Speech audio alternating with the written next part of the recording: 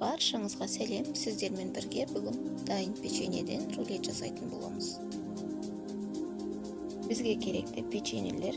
Печеньелерімізді блендерға салып ұнтақтап аламыз.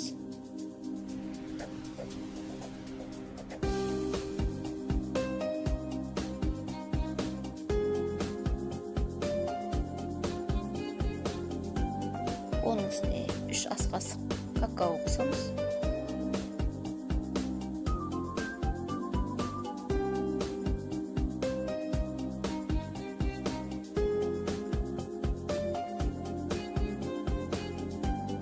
Сүт қосамыз.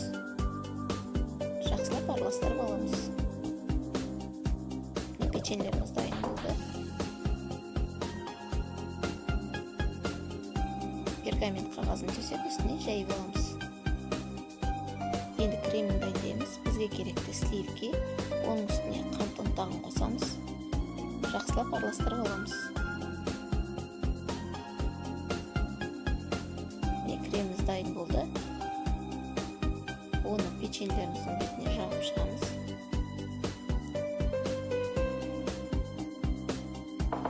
Ішіне бір банан саламыз. Ары қарай орап аламыз.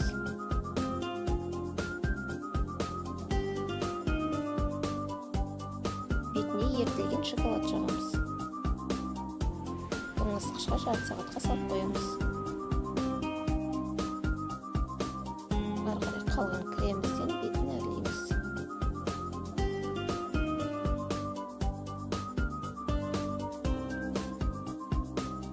Рулетіміз дайын болды.